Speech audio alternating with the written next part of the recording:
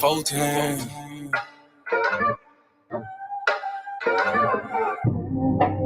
Doing gang things, living super clean.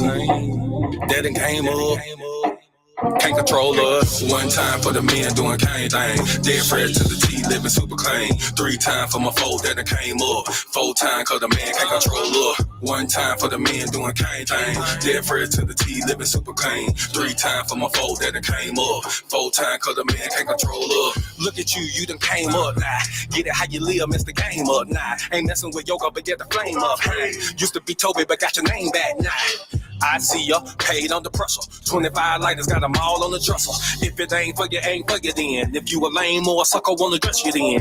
Grown up now, bump the childish ways. Got a wife and a bunch of kids to raise. Punch a clock side, hustle or a business you endure to ensure that all the bills is paid. Slow clap for your homeboy, could've turned out like your homeboy. Been on the same block, cooking up the same rock on the cell block lot with your homeboy. But no, you had vision, you had gold. Brand new you on the old time road, take care. Home where you bust your low. Black men don't teach, screaming about the hoe. Real men talk, real king ways. Still in captivity, but minds ain't slave. Got a little wisdom, boy, you PD grade. Giving out the knowledge on the stoop these days. 1 time for the men doing cane thing. Dead fresh to the T, living super clean. 3 times for my foe that came up. 4 times cause the man can't control up. 1 time for the men doing cane thing. Dead fresh to the T, living super clean. 3 times for my foe that came up. 4 times cause the man can't control up. 1 time for the folk that have moved up. Even if you had the slow start screwed up. Used to gang bang, now homie brewed up. Had a little plan, I had them blew up. Look at you like a man right now. Dressed to the T, smelling like a grand right now. And you ain't got nothing from a handout now. Just faith and hard work gets it planned out now. You could've took a bunch of dusty rolls. The hand dealt with a bunch of cards to fold. To stay hot while the world is freezing cold. The same plot, but the story's never old. Slow clap for your kinfolk. Could've been asking what your info. Prosecutor could be trying to do you in for the 2020 twins, so you passing out the info. But no, you had purpose, you had plans. I ain't throwing nothing, I'ma say these bands won't impress y'all, don't need no fans. That ain't my God, who is that, man? This real men talk, real king ways. Still in captivity, but minds ain't slave. Got a little wisdom, boy, you peep these grades. Giving out the knowledge on the stoop these days. 1 time for the men doing cane thing. Dead fresh to the T, living super clean. 3 times for my foe that came up. 4 times cause the man can't control up. 1 time for the men doing cane thing. Dead fresh to the T, living super clean. 3 times for my foe that came up. 4 times cause the man can't control up. Yeah, real man. Sheesh. Yeah.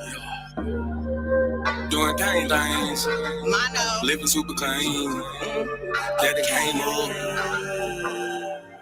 1 time for my king doing king things. Mom these hoes cause he know he got a good thing. I submit and I cook and I clean and I never hold back on that pop. I'ma let it rain. Made me honest, I got a ring. All praises to the most high, let it sing. A real man able, sister never came. And I ain't going nowhere, this is not a game.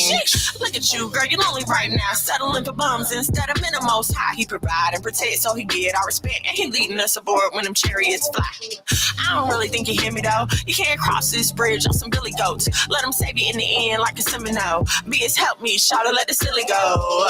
1 time for the men doing cane thing. Dead fresh to the T, living super clean. 3 times for my foe that came up. 4 times cause the man can't control up. 1 time for the men doing cane thing. Dead fresh to the T, living super clean. 3 times for my foe that came up. 4 times cause the man can't control up.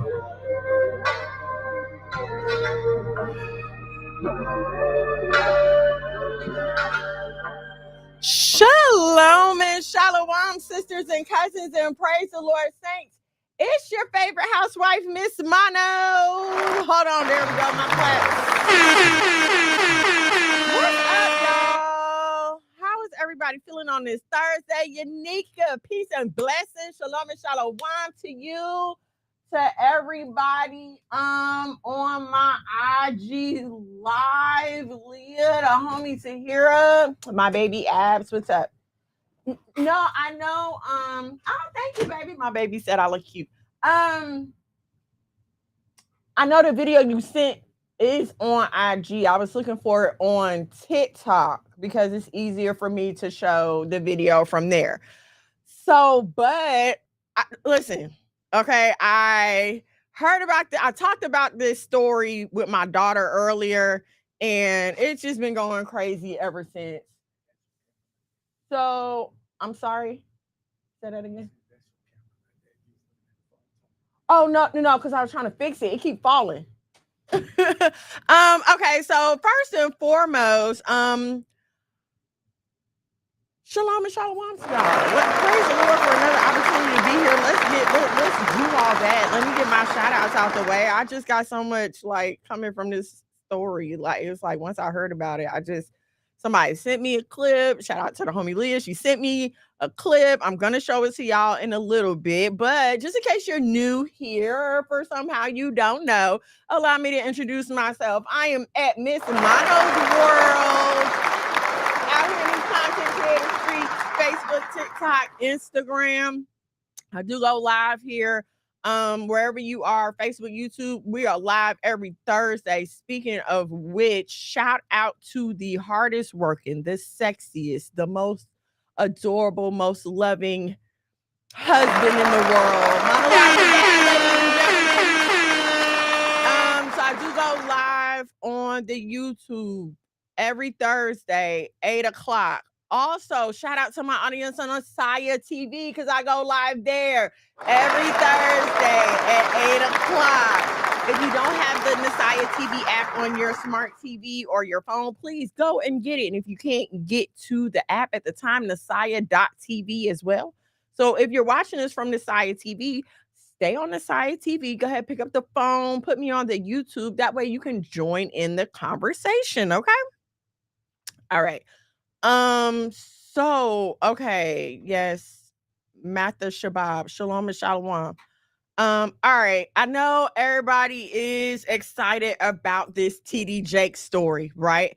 And so I was trying to find something about it, and I cannot show you, I can't find the video that Leah sent me on TikTok. But I do want to show you something to kind of like sum it up. So I'm gonna show you who I did find on TikTok. Okay, and we just gonna have to deal with this person. All right. I was trying to find something else, y'all. I promise I was. So let's watch this, and then we're gonna come back and we're gonna discuss this. Hold on a second. And I'm gonna fix my phone over here because it keeps falling. Sorry for my IG folks. What's up, it's your boy Antoine. I'm back with that daily hip hop tea. It's Tea Time. Guys, this situation involving alleged text describing TD Jakes as a power bottom at Diddy S parties. Okay, hold on. What's up, it's your boy Antoine. I'm back with that daily hip hop tea. It's Tea Time. Guys, this situation involving alleged text describing TD Jakes as a power bottom at Diddy S parties is crazy. If you guys are unaware, there's a TikToker that is going viral for saying that Cassie is working with the feds. There's also a chain of emails going around describing TD Jakes and Diddy's relationships. They said that TD Jakes would frequent Diddy S parties and that he was actually described as a power bottom.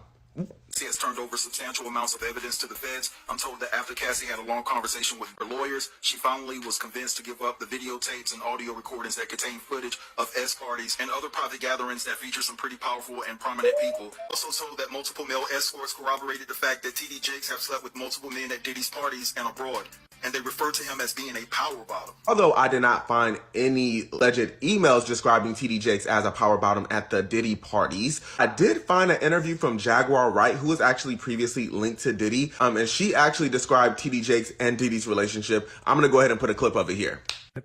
Why do you think TD Jakes was at Puff Daddy's birthday party? To be at a Diddy party?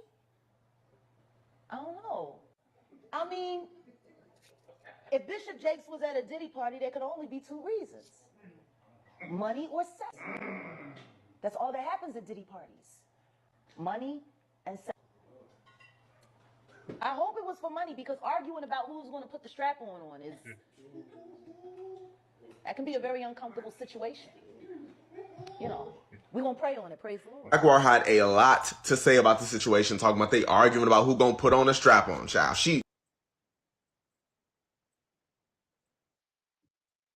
Okay. I was trying to find the original video because she's a lady. Okay. I'm sorry. sidebar. Why is it that I always have to go to a member of the Alphabet Mafia for news? Like, can I just get a black woman telling me the news, please? For crying out loud. Okay, but so yes, okay. And let me say this. This is not new news to me. This is not my first time hearing a rumor like this. If you've been in Atlanta since the 90s, I'm sure this is not your first time hearing rumors of why Mr. Jakes was hanging around Mr. Combs so much and other issues that Mr. Jakes seemed to be having about maybe his private or not so private life. Okay. But so allegedly they're saying that right now, it's a big deal because Cassie actually turned over documents from Kim Porter allegedly had all of these things in there, but no documents have been shown. That's the gag. The gag is there's no documents, there's no emails, nobody's come forth with any proof. Just Tam Shalom or Urban Legends 100. What's up, guys? There's no proof of these allegations. So at this point, it's kind of like people are just taking it and running with it. But again, like I was saying, when the whole Cassie thing first came out in the first one, like this is not new stuff. It's not like somebody just woke up today and was like, oh, I'm gonna make this up. No, these are things that have been being said about this man for decades now. For decades now. It's 2023. I remember this stuff back in 1990 something. So listen, it looks like it is a time of exposing, and I just want to I just want to put a little bird in your ear, okay? Because we see what's going on around us. So ma'am, sis cousin, if you're living in sin, y'all need to get that together. Get it together before the curtains get pulled back and your documents. And we up here making allegations about you, or you trying to make allegations to your significant other, whatever the case may be. Please, how that song go? Get your house in order before it's too late. Get your house in order before it's too late. Okay. I did check my text, but I can't. I'm here now. I can't pull it up. I'm here now. Okay, hold on. Let's see. The mafia be connected to the. I don't know what is going on. 0304, definitely. Like this is not new news. So we'll see what happens. We'll see if these documents come up or anything like that. We will see what happens with that foolishness they got going on over there. Okay. All right, so a few other things I want to talk to y'all about. First of all, leave the world behind. No, before we get into that, I forgot to tell y'all, right? I'm sitting here looking at my hoodie and I didn't tell anybody about the wonderful opportunity me and my boys got to model these hoodies. Hold on,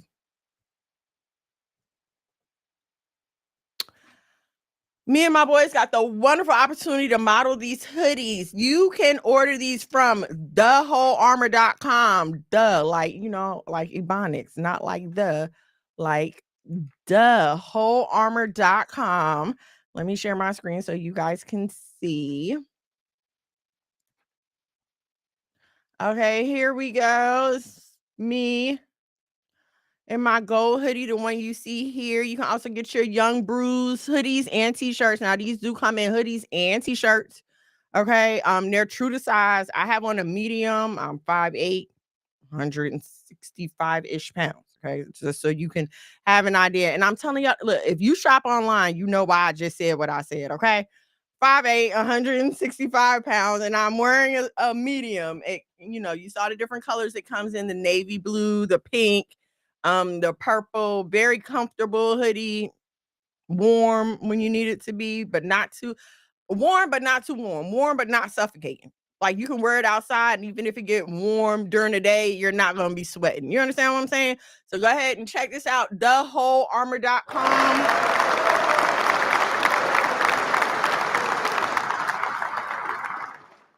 Okay. Oh, speaking of wing, thank you for noticing, Leah. Where did I get this? It's called Quick Flick, and it was sent in my Ipsy box. It was sent in my Ipsy sample box last month. It's called Quick Flick. I want to say it's by Pat McGrath Labs. I think it is by Pat McGrath Labs. So yeah, there you are.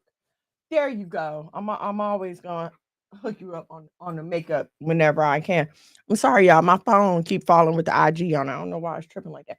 Okay, but let's get into some other stuff before we head into our main topic. I feel like y'all overhyped Leave the World Behind, and I want that time in my life back. Okay. And I'm not gonna say it wasn't like some good parts in that movie. It was Bravo, Mill, Shalom, and Shalom. But it is what it ain't, what it's gonna be. So there were some good parts in the movie. Okay, I'm not gonna say it wasn't. There's some great parts in the movie. The parts of the messages, and here's what's so funny now. Like, they don't even try to subliminally message us anymore in these movies. I don't know if y'all have noticed, but it's like now in the movies they just come straight out and tell you what they want you to think. So there were some parts where he was just like breaking it down, and what really got me, one of the parts that stood out to me was the part when he was like, well, what if nobody's in charge? That's the scary thing. What if there's not one person that's in charge and this is all just happening because people are doing this over here and that over there? Like, it was really crazy. But I try to speak from a place of not assuming, right? I don't want to assume that everyone knows what I know, or they seen what I've seen, or they believe what I believe, or understand what I understand. So maybe for someone that's just now starting to become a little more conscious of what's going on in the world, is definitely beneficial. But I'm gonna tell you, the end ruined it for me. The end ruined it for me. The stupid ending was like, what? Like, that could have ended so much better.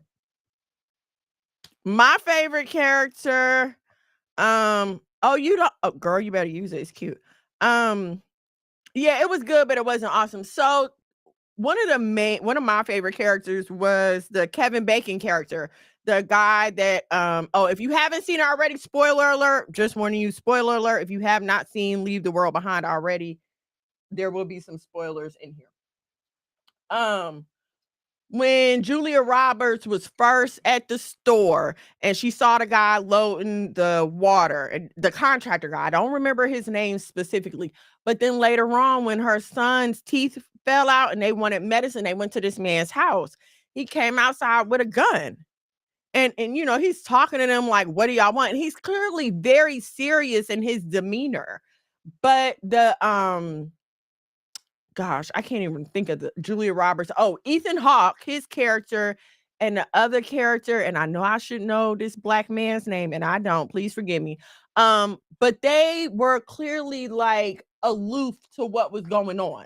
And it's crazy because they're there to get supplies because his son is sick, right? Like, that's why they're there. So you would think that they would be taking the situation as serious as Kevin Bacon's character was, but they weren't. To them, they're just like, oh, la la la la la. Like, they felt like things were gonna get back to normal, and this is just a temporary situation. So they went there like, oh, we'll give you $1,000. And then, like he said, like, if the government's gone, your cash is no good. All the systems are down. What am I gonna do with your cash? Very good point. And I think that part really brought a idea home for me, because it's like, yes, money is necessary while it still works, but we have to make sure that we have supplies and things ready for when money does not work anymore. What are we going to drink? What are we going to eat? God forbid we need medicine, medical supplies, anything like that. These are the things that we should be preparing for. And that was really, to me, like the main message of the movie. It didn't make sense. What the end? See, I'm not the only one. The end pissed me off. Yes, it was so stupid. Like, bleh. My favorite character was the black guy's daughter. Okay, so let's talk about that. All right, let's talk about that, because I feel like they purposely made the family white and then had 2 black people come knock at the door. And I'm gonna tell you, even as a black person, like blackity black, like black to my soul, I don't care who you are. You're not going to come up to some place where I am staying, renting, living with me and my children and think that I'm gonna let you in. I don't care. I don't care who you are. It's not happening. Okay, so I was with the wife. The whole time I was with the wife because no, my kids are here. Like, what? I don't care.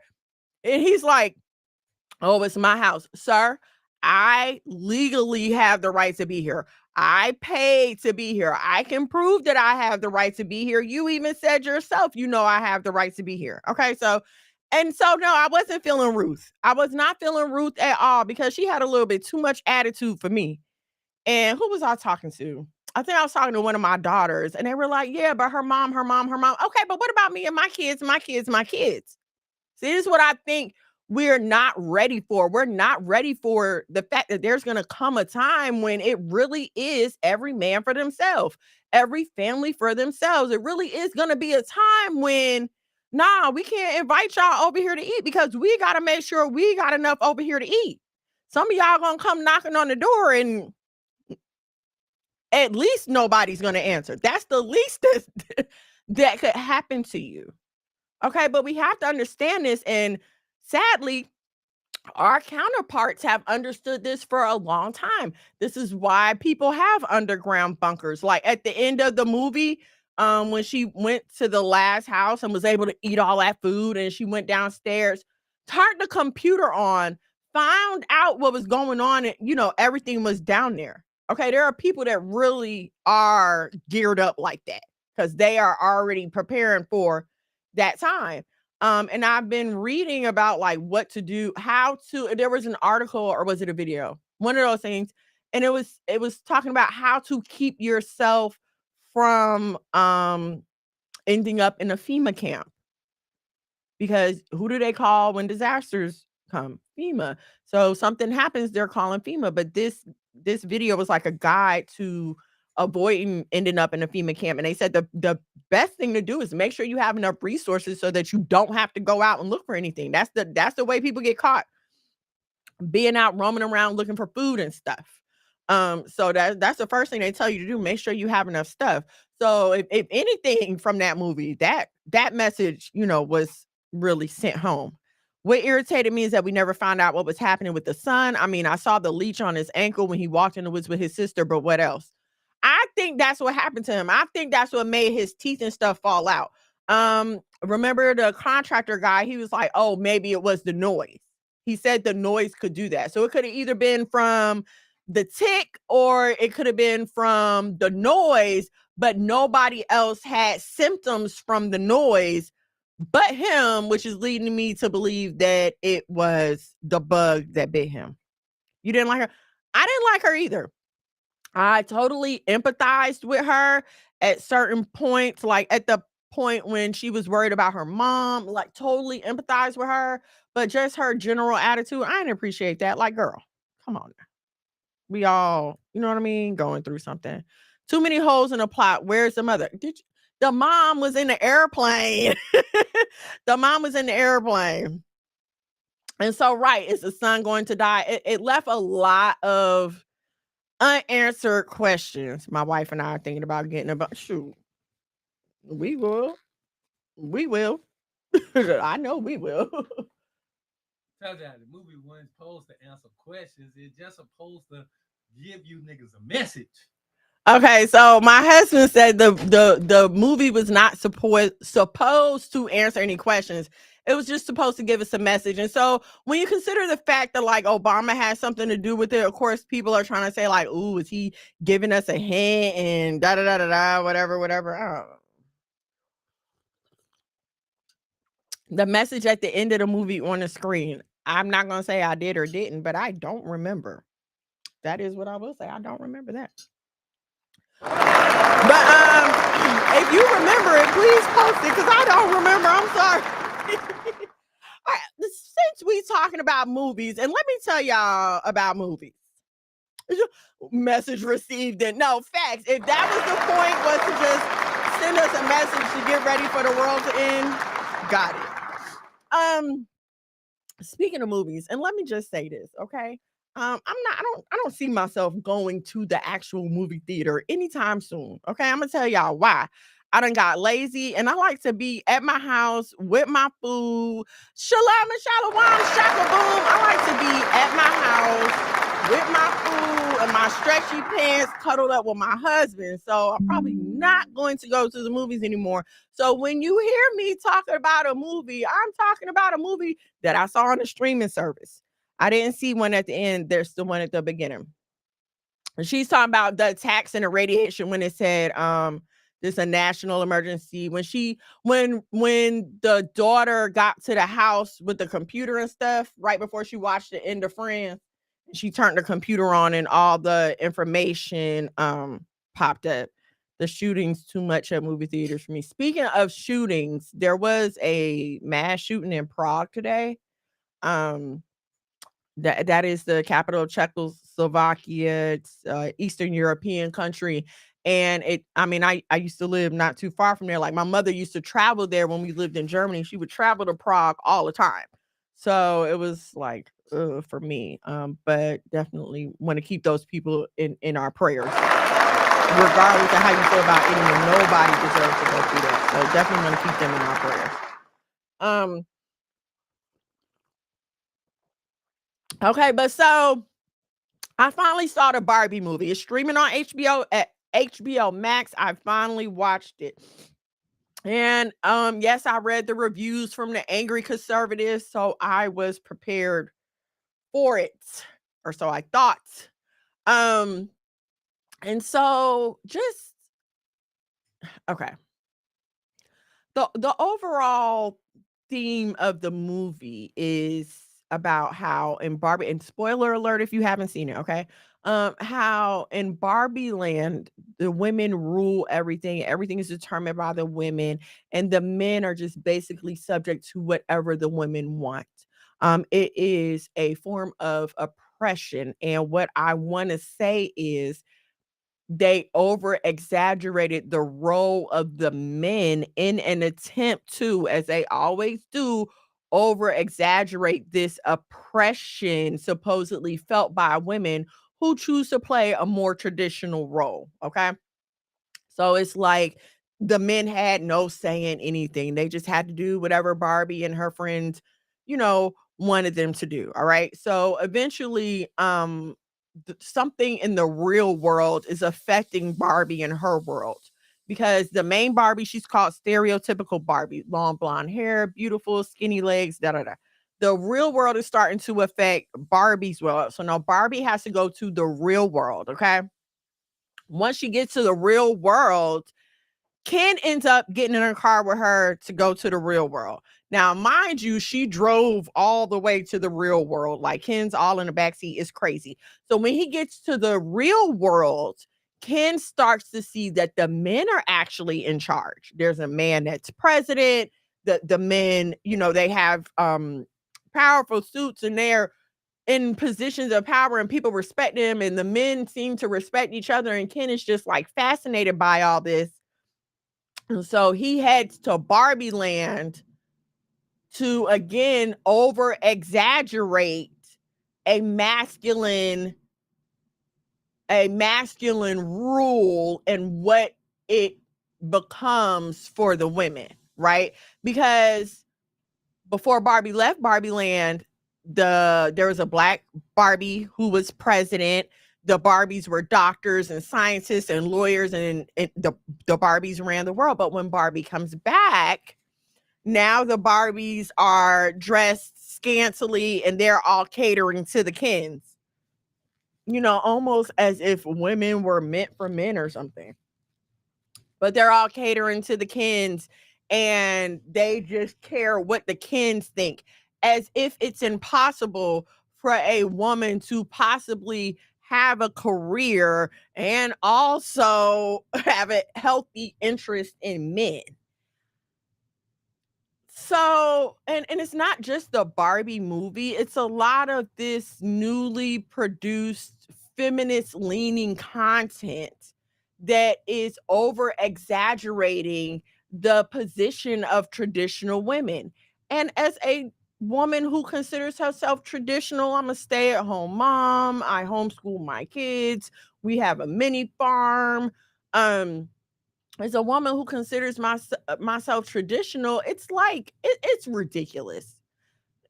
I'm not gonna say no one is living like that, but what I'm tired of is I'm tired of the extreme cases being presented as the reason to get rid of a thing. Okay. It's like whenever you talk about marriage, they always want to bring up the extremely horrible cases about marriage. Here comes somebody bringing up Bill Clinton and just the most horrible public displays of marriage that you can think of. This is what I'm going to present. Okay. So it's first of all, it's insulting to the intelligence. It's insulting to the intelligence. All right. And now also what we're doing is we're making the men look like victims because, oh, poor Ken, look at what Barbie is doing to him. Okay. And if you're a young girl who doesn't know any better, you're thinking like, oh, this is no, this is real. No, this is really how it is when women are in charge. And what I've come to realize is in this day and time, in this country, in this just in this time that we're living, nobody wants equal rights. No, nobody really wants equal rights. What everyone wants is the opportunity to be superior. That's what that is what it boils down to. Okay, let's take a look at the alphabet mafia and how much they cried and screamed and hollered. We want equal rights. We want equal rights. And now the alphabet mafia has expanded to include any type of identity of sexuality or gender that you want. And the biological members of that gender are now subject to whatever it is that you want to do. Okay, and I know what some of y'all might be saying, well, you can say the same thing about black people, and I'm gonna say this, okay? Because I watched the 20 Pearls documentary on Amazon Prime. It was about like the founding of the AKA sorority and all this stuff. Um I don't think that the correct struggle was for integration. I in my mind, believe that the correct struggle should have just been for access to resources. What do I mean by that? I don't need to come to your school. I don't need to live in your neighborhood. I don't want to work beside you. I don't need to shop at your grocery store. But that same government funding that you're giving, the same access to timber, the same access to land, we just need that. That should have been the fight, okay? Not the fight for integration, but the fight for, look, you brought us here, we're trapped here. Give us what we need to build our own and leave us alone. But instead, what did we do? We fought to become a part of something. And here's what nobody wants to look at. We fought to have people who did not want anything to do with us to accept us, right? We beat them over the head. We showed the world how violent we are until they said, sure, you can come to my party. But because of how they felt about us and the fact that they had to let us in, now it has become an excuse and a conduit to let every manner of sin and abomination go on in this country. Because the first thing they're going to say is, well, being gay is just like being black. You don't like it when you're discriminated against. And the answer for anybody with any sense is, guess what? I can't hide my blackness. I can't take this skin off. No matter how much I try to go in there and maybe it's Maybelline it or whatever, I'm black at the end of the day. I can't change this hair texture. I can't. But guess what a gay person can do?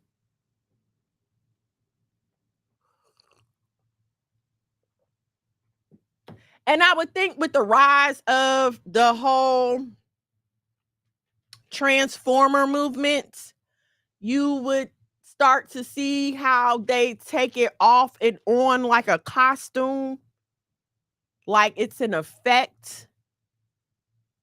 Okay, because again, there's a 6 foot something man walking around in Atlanta with a full beard and also a full set of acrylics. Come on now. Come on. You hear we just got finished talking about TD Jakes and Diddy, and you wouldn't know. You wouldn't know. And in fact, they will sue you if you try to say anything about it. If there's anybody from the tri-state area from the 90s that remember when Wendy Williams was on WBLS and she was telling us about the adventures of the gay rapper, and Diddy and them tried to blackball that lady, they made her life a living hell because people figured out that she was talking about him. So you see what I'm saying? Like, you can't accuse me of being black. That's obvious. Except, I understand there's people out here trying to pass, but I'm talking about on a day-to-day basis. I don't need, there's no accusations of me being black. Yes, I'm black. As soon as you hear my voice, as soon as you hear my name, as soon as you see my face. You understand what I'm saying? So, and that just threw me from my whole point, because this whole feminism agenda, and especially the role that Black women are playing in this agenda, it is really sickening. In that AKA documentary, they talked about how hard we had to fight to stand next to white women in the suffrage movement to get our right to.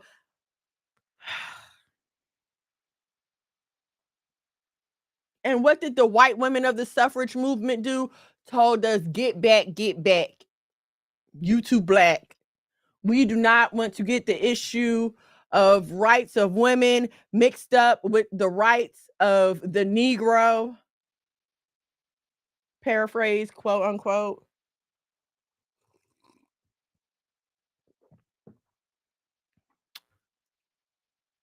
And here we are, still going along with the crap. Going right along with it. And I still don't understand. It's like, for some reason, it's like we have to get all the way into the fire to realize we're burning. Like, we can't look at where we are now as a people and say, hold on, wait a second. This ain't going the way they told us that it would go. Like, they told us that feminism was going to be going to make everything better. And the women really knew how to raise a family and da-da-da-da. But the condition of us as Black people has not improved. What is going on here? But nobody wants to ask this question, right? I'm the weirdo for asking the question. Right, just respect me and let me live. I don't, you know what I'm saying? I don't need nothing. I don't need to be a part of your nothing. Just let me have my own. Diddy been hiding it for years. Been hiding it. They need to run that show back. I don't know if you can find clips on YouTube, but this is back when her and Charlemagne the God was on the radio together. Okay. It's 107.5 WBLS, or you probably just Google Wendy Williams and Charlemagne and it should come up. It should come up. Yes, allegedly. Allegedly, TD Jakes is one of the boys. I'm good in my corner. Right. Hello. I stay right over here in mine. So, speaking of us getting caught up in other people's mess,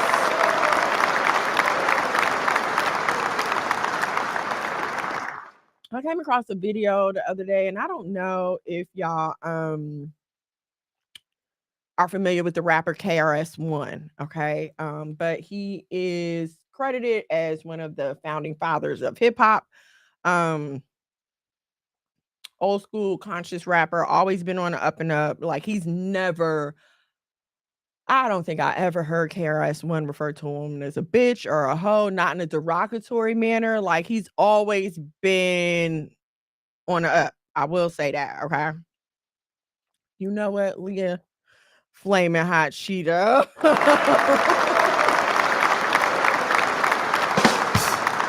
That guy.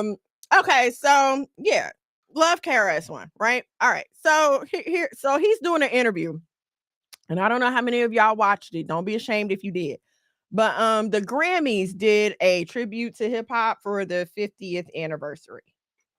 And showing my age again, but I don't know if you remember in the 90s when hip hop officially became a label that a person could be, like it became a culture. At this point, we decided that it was Black culture because we didn't have nothing else.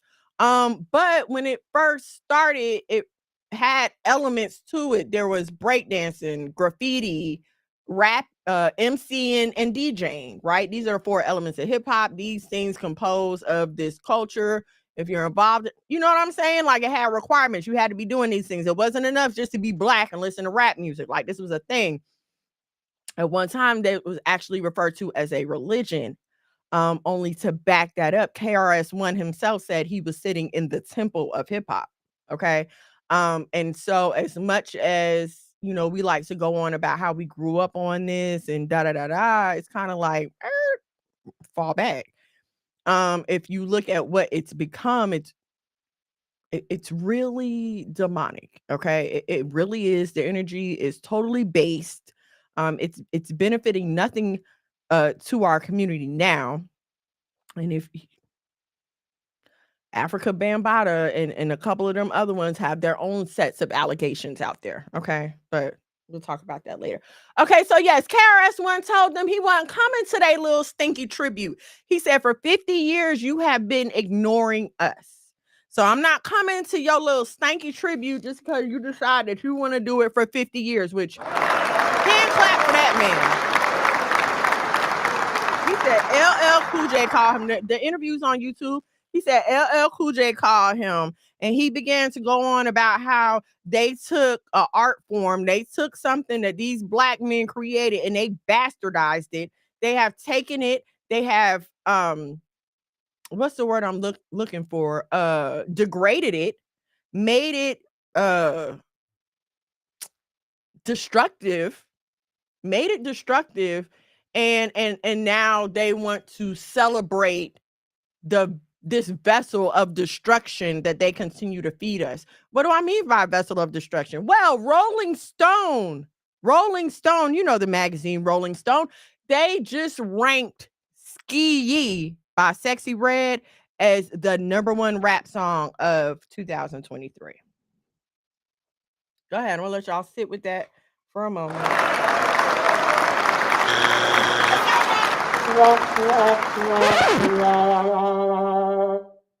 Like all the booze, all the tomatoes, all the booze, booties, people. If I wake up with a sinus issue, y'all pray for me, please. Booties, people. Okay. And I'm gonna be honest with you, I've never heard Ski. I have not listened to the whole song. I have no interest in listening to the whole song. I see the person who is credited with rapping the song, so there's nothing that song is going to do for me. However, the fact that what is considered an institution, a standard bearer in music, feels like this song is the best representation of what many of Black people still today consider a culture, is the biggest slap in the face since the fact that they put her out in the first place. And if you're not insulted, I don't know what level of ignorance you must reside in, but that must be a kind of bliss as has never been experienced before.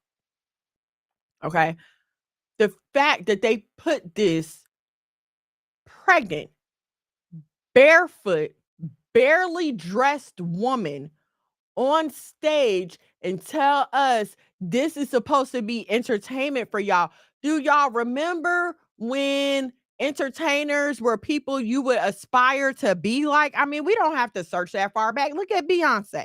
Look at Rihanna. These are women who you aspire to be, right? They're always beautiful. They're always glamorous. And then they're Sexy Red. and standing right there next to her, Sukiana, because they both always look like trash. They both have on these crazy colored wigs. And let me say this, I know that Little Kim used to wear her crazy wigs and stuff like that, but no. One of them got tattoos all over their face. It again, it's like they find the lowest of us. They find the most base, the most stereotypical gutter example of Black womanhood. And now this is who they want to uphold in front of us. And the fact that it's a white institution doing this, I don't know why more people aren't up in arms about this. Where are our Black leaders that are talking about this? Oh, yeah, that's right. They're busy trying to get in Rolling Stone, too, because, all you have to do to be a leader of Black people is be able to sing or dance or act. And that qualifies you to be a political leader of Black folks.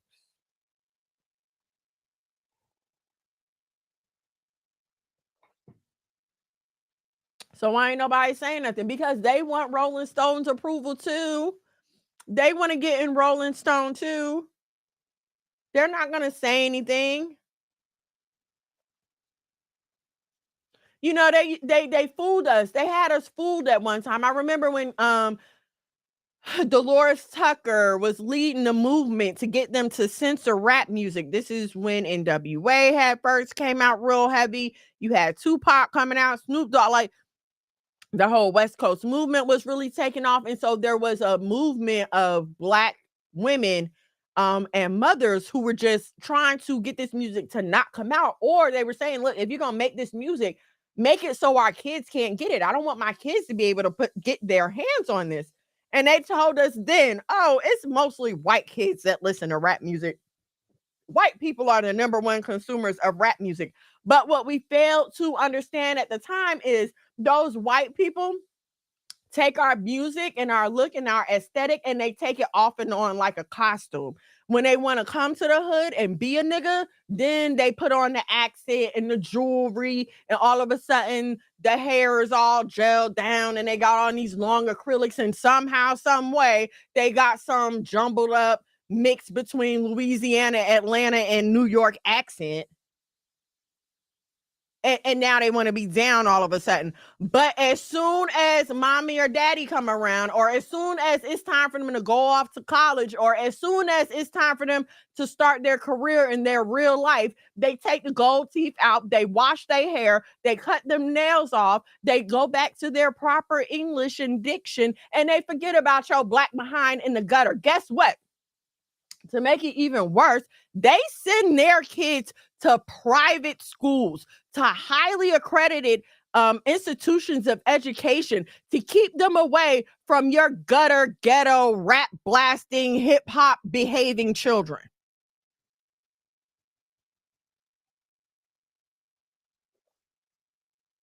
And they can do that. They have the ability to do that. But see, we've gotten so used to needing approval from a white person that, oh, if a white person does it, then it's cool. Because let's go back to abolition, when we were trying to get free from slavery, right?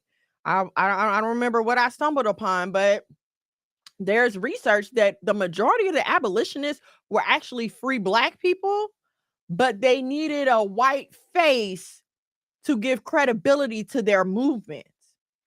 So that is why today, when you think of abolitionists, you think of saintly white Quakers in their long dresses and the white aprons and the bonnets. And, oh, we just want to help the poor Negroes. This is why you think of that. When the fact of the matter is Black people trying to save their relatives and their families from the same plantations that they had escaped from that were the true abolitionists. Okay. But whenever you let a white person, and this is because they are the dominant party in this system, they're the dominant party. So whatever story they make goes. Okay, so Kim Kardashian spends some time in a lawyer's office and gets a couple of black people pardoned from a crime, which praise the Lord for that. I'm not saying it wasn't no good, but all of a sudden y'all want to act like Kim Kardashian is a savior of black people.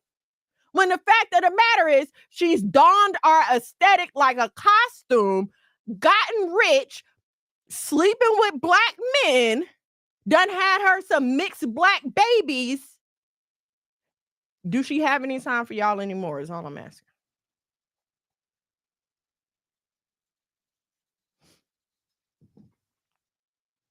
I'm sorry. I'm not trying to ignore y'all comments. I'm coming back. I'm coming to the comments. She is a walking infection.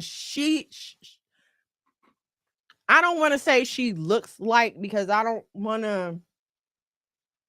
I understand that it's a character that they're giving us. Okay, they got her looking like that to present a character. So I don't ever want to personally attack her or any of them.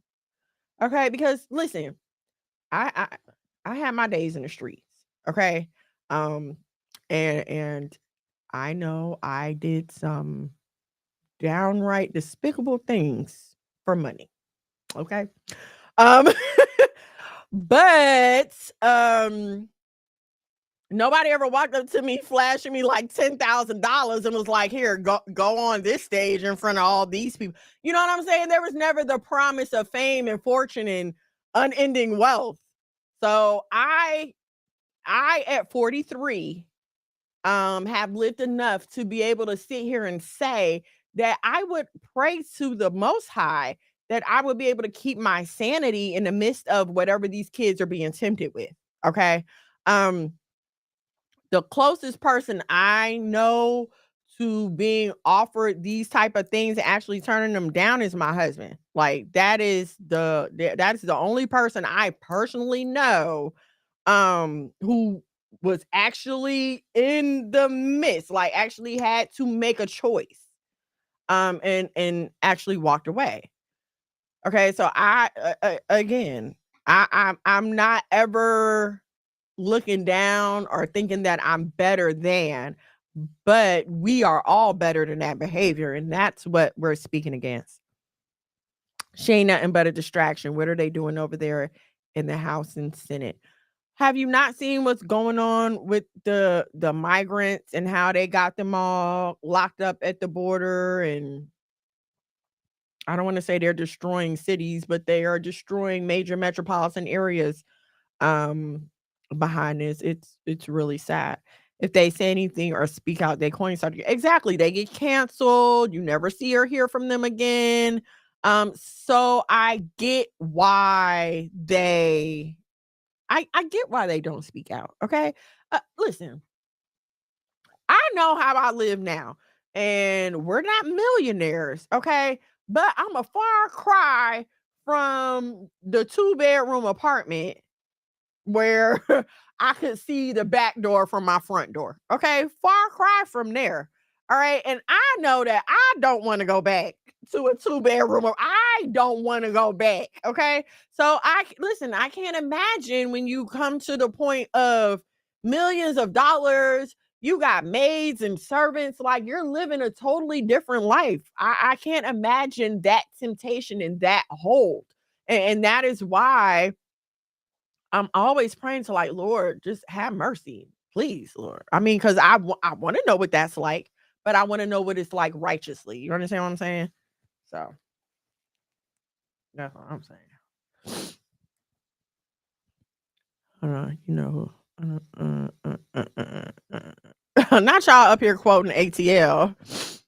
Not $10,000. Sexy Red ain't worth that much. I don't know how much they paying her, but you know she be carrying around that stack of money all the time. So they paying her something. I hope she ain't just out there making a fool out of herself for nothing.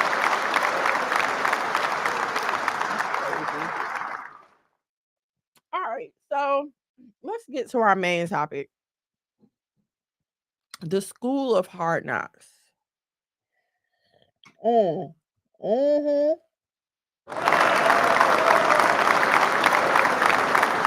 Facts. 'cause it's easier for a camel to go through the eye of a needle than a rich man to enter heaven. And now I'm not sure. I'm sure, you know, my husband probably be like, that's not what that means. But for me, I get it. Like I could totally understand that. If I was made rich by the gains of this world, I could totally see how that would be hard. All right, but let's talk about the School of Hard Knocks, okay? And this used to be a strong saying. Right, almost. I almost did too. This used to be a very strong saying back in the day. Whenever you did something boneheaded or hard-headed, hold on, before I get into that, I have to do a commercial. I did not tell y'all to like, share, subscribe. I ain't do none of that. So please like, share, subscribe, turn on your notifications. If you like anything I'm saying, or you like what we got going on here at the House of Mono, please head over to the Cash App, $ the House of Mono. $1 or $2 do 5, 10, 15, 20 is also nice. If you'd like to follow me on your socials, I am at Miss Mono's World.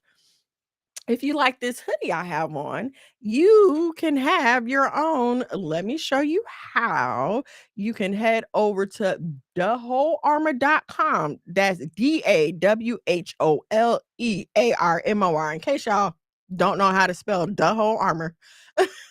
It's thewholearmor.com. You can go here and order your hoodies, your t-shirts. We even got shirts for the young Bruce. It's my baby Atticus in there. We had the chance to model these shirts and it was absolutely awesome. The shirts are amazing. They're hoodies, but they're not smoldering hoodies. Like when you're doing your layers for the day, you can definitely like have this as your bottom layer with maybe a t-shirt on under it or whatever. But head over to thewholearmor.com. You can order your hoodies there. Please don't forget to like, share, and subscribe.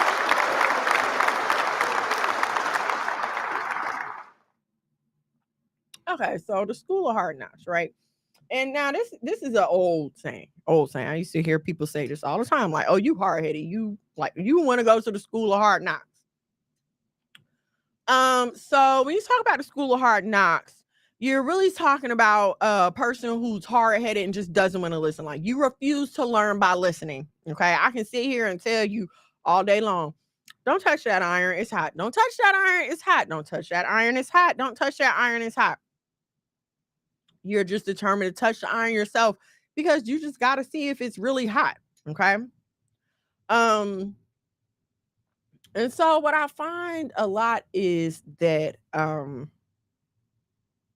I'm not excluding myself in my past behavior. And my husband might say some of my present behavior. I don't know. But what I find a lot is, we like to be, doers of things. Okay.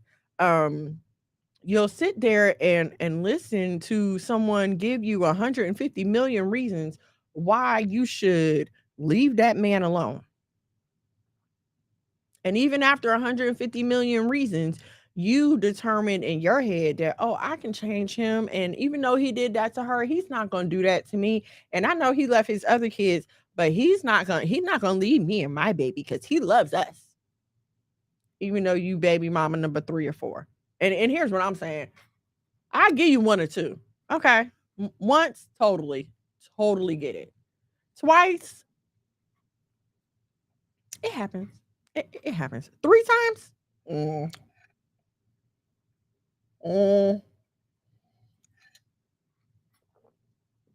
What's going on here? Okay. And here's what I'm saying. And I started to subtitle this logic versus emotions because that is one of our issues and the reason why we keep finding ourselves enrolled in the School of Hard Knocks. Okay. Because like it was quoted in the Barbie movie, and I was going to talk about it, but I got to ranting about something else. In the Barbie movie, one of the Barbies say, men some about men are only guided by logic, but it's a woman's ability to use her emotions and her logic that is her superpower. Okay. And I'm here to tell you that that is the biggest crock of crap that has ever misled us. Because here's what we have to understand. when it comes to making your life decisions, there really is no room for emotion if you wish to be successful here on this plane, planet, journey, whatever you want to call it. And I'm going to tell you why. When it comes to let's just take it to the law. And I'm not saying this in an abusive way. Please hear me, okay? I know some of us are used to hearing people abuse the scriptures, and therefore they will say, "Oh, well, your feelings don't matter. What does the law say?" And hear me. What is written is written. Okay. What the law says is what the law says. I don't care how you feel. We don't eat pork. We don't eat crap. We don't do these things. We don't do this. We don't do that. This is what the law says. But what I'm talking about abusing the scriptures, I'm talking about when it comes to your relationship. Okay. What I'm talking about when it comes to personal relationships and things that are not maybe written out. Okay. That's what I'm talking about when it comes to abuse.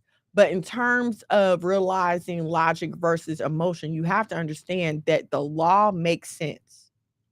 Even if you take it because the creator of the world created it according to his laws. Okay. This all makes sense. Again, and this is why I love playing video games, especially role player games, because playing a role player game, I feel like it totally helps me to understand the dynamic between the Most High and us. Because when I play that role player game, I get to design this character, right? The character has to go on a journey, and there are little side journeys, and there are decisions to make and things that you can and cannot do. So I really can appreciate that, because I feel like it really helps me to understand that I am not in control of my life at all. Ultimately, I'm not in control of things.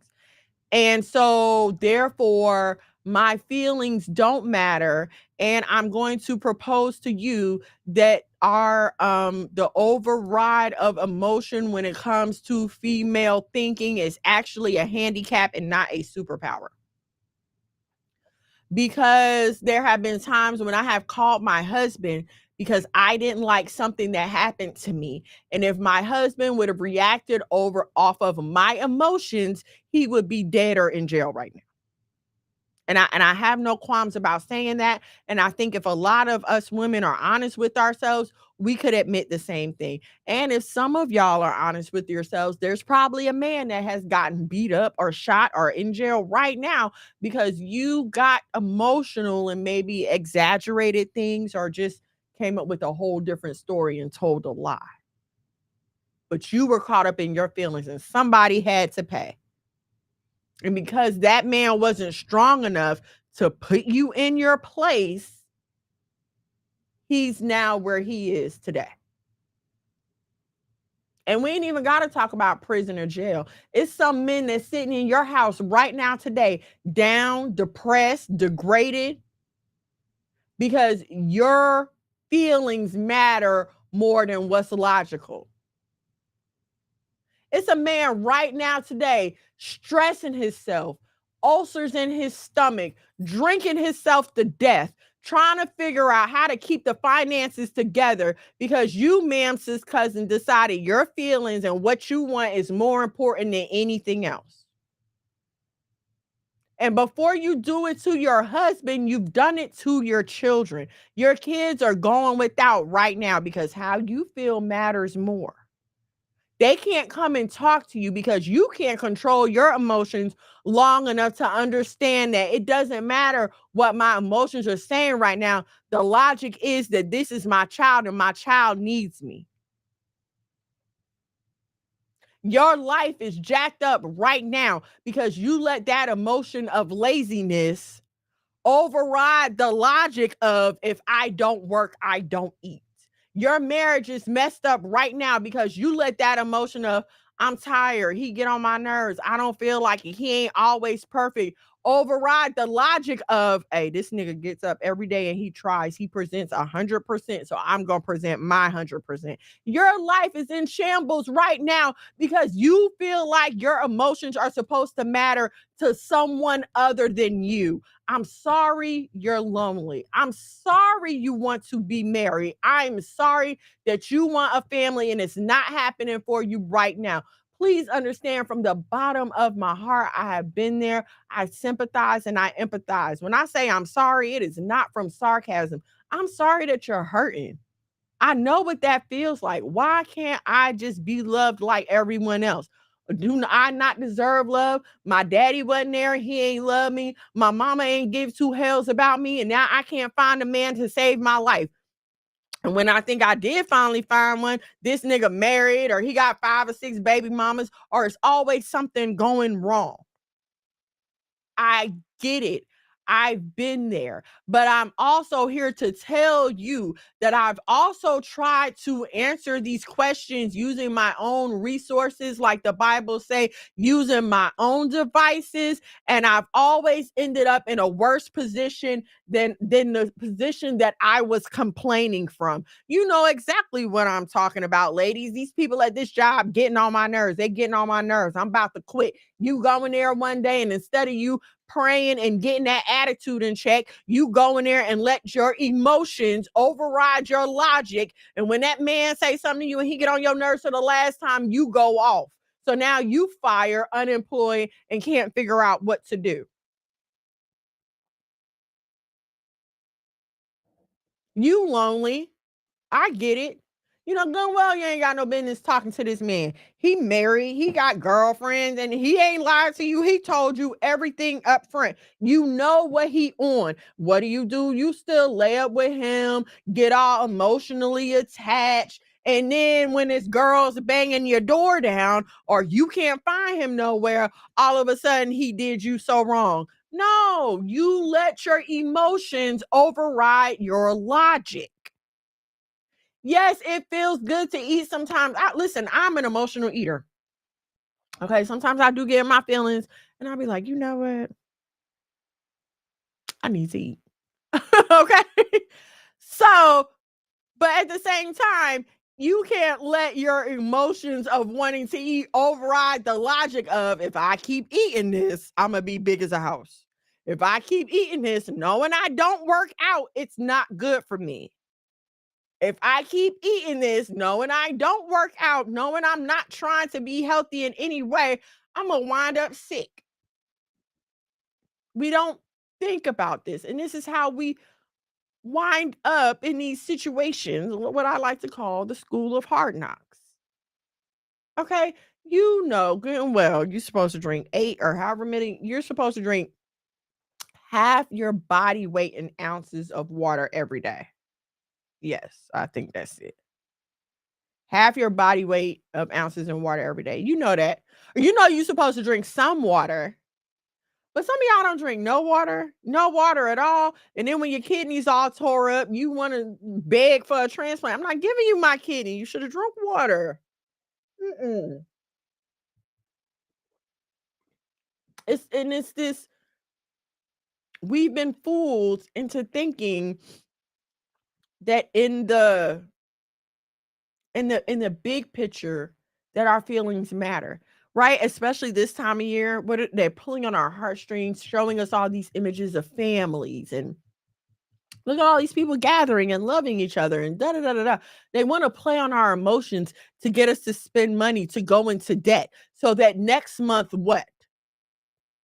They can offer you a payday loan to help you pay off them credit cards. So now you're in more debt. Not only do you owe us the money you owed us, but you owe us money for borrowing the money from us to pay the money that you owe to the credit card company.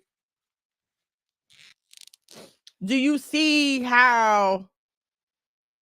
And it will affect every area of your life until you learn how to get those emotions in check. That is the school of hard knocks motto for today. Check your emotions, boo boo. You keep winding up in these messed up situations, in these messed up places with these messed up people because you cannot keep your emotions in check. You have not taught yourself to understand that what I'm feeling right now is only temporary, but the results of my actions are permanent. It's like, I don't know. This has been a weird phenomenon with me lately, but it's like people that walk to feel like they can just say whatever they want to say, and you're not supposed to say anything about it. We all understand that feeling very well. Let somebody walk up to you and say something crossways, and especially when you're in a position where you can respond like you want to, as I often find myself, you still feel that, like you still want to get at that person. That don't go nowhere. Okay. So it's the same thing when you make stupid emotional decisions, that the consequences are not going anywhere. They're waiting for you. You're going to have to pay for it. It may not be immediate. Oh, but something's coming. Something is coming. You rushed up off that job. I hope my husband don't mind me telling y'all this story because I'm about to tell it. I hope he don't mind. If he mind, then he can come in here and tell me not to tell it. He's right out there. No, don't. Oh, okay. So when we was first started our business, I had just had Paxton. My husband was working a job. I was working a job, he was working a job. I had came home with Paxton. Yeah, I was home with Paxton already. And we was doing the print doctors. We were doing the print doctors, but he was still going to his job because the print doctors wasn't really making no money. Like we just started, we was getting little 10, 20 shirt orders. We wasn't making no money. And they were getting ready to relocate. It was the end of the year. They were getting ready to relocate. And they told him he had to, if he would have stayed for like, I think it was like 8 more weeks or something like that. Something like that. If he would have stayed, they would have kept paying him for like some months, and he would have got like a couple of other perks. He would have got unemployment for a year. And we could have used that money. Okay, don't get and a bonus. A $3,000 bonus and unemployment for the year. Okay. And as I'm telling y'all this, I'm getting madder at us. But instead of my husband staying for the 8 weeks, and I'm not gonna blame him because we make these decisions together. That's one thing I must say. Like we whatever decision we make it together. So he was like, you know what? I don't want to keep going to this job. Like I literally can't take it. Can we just focus on the print doctors? And we waited back and forth, and it was like, okay, well, don't keep going. We'll be fine. Don't keep going. And all praises to the Most High. Yes, we were fine, but we would have been a lot finer. Things would have been a lot easier if he would have just stayed and finished that 8 weeks out. Right. And so all praises to the Most High. Like it wasn't a devastating consequence for us, but we definitely could have looked back and was like, dang, you should have stayed. And that's what I'm trying to say. Even if it's not something disastrous, you quit that job and then, you need to look for an apartment and they require 6 months of employment. And you would have had that if you would have stayed where you was. You understand what I'm saying? Things like this. Like when you let your decisions when you let your emotions make decisions for you, your decisions are all crazy and discombobulated like your emotions often can be. I saw an example of this young girl at age of 16 got her brother locked up for murder over a lie because her ex left her because she lied about her age. The crazy thing, her mother knew, but the brother knows nothing about the truth. She beat herself up and told her brother her ex beat her up. 25-year lockup over a lie. Wow, that is crazy.